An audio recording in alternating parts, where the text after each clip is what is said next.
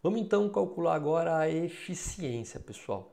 Então nós temos um quadrinho aqui, onde para melhorar a eficiência nós vamos observar o que é as perdas por pequenas paradas ou pequenas ociosidades.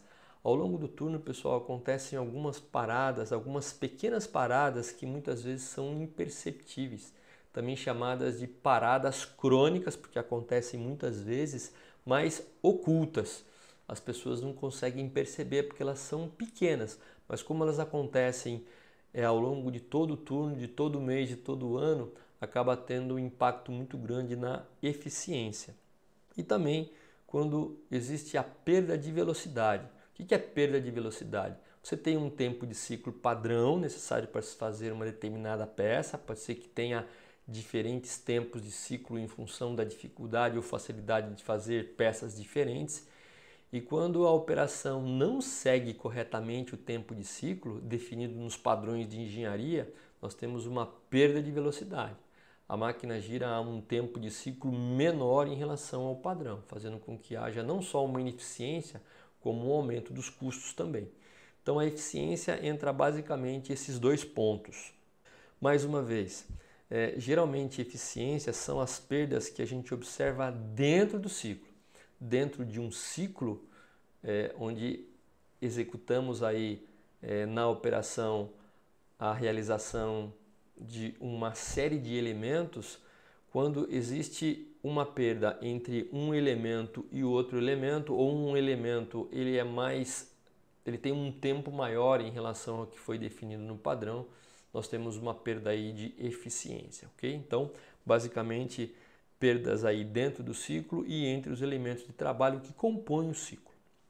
O que nós vamos medir então em relação à eficiência, pessoal? É a quantidade de peças produzidas naquela disponibilidade parcial que veio da componente de disponibilidade que vimos agora no slide anterior. Vamos dar um exemplo para ver como que a gente calcula aí a eficiência. Então, nós queremos nesse slide calcular a eficiência, que é aquela definição que a gente acabou de ver. E nesse exemplo aqui, nós tínhamos aí uma disponibilidade parcial de 4 horas, né? Que era aquelas 7 horas e meia disponíveis, que são 8 menos o horário do almoço, que são meia hora que nós consideramos aqui no exemplo, mais 3 horas e meia de paradas não programadas. Então, sobrou para aquele turno trabalhar 4 horas. Agora, pessoal, a produção por hora padrão, em função do tempo de ciclo padrão, é tirar 100 peças por hora. Portanto, se sobraram aqui 4 horas, né, da disponibilidade de máquina, o objetivo, né, a produção objetivo seria o quê? As 100 peças por hora, que é o meu padrão, vezes 4, 400. Então, a minha expectativa em relação a essas 4 horas, seriam produzirmos 400 horas. Só que na realidade o turno produziu 300 peças, né? Por aqueles problemas de ociosidade, problemas de perda de velocidade, problema de pequenas paradas, né, imperceptíveis, a produção só fez 300 peças, quando na verdade a expectativa era 400.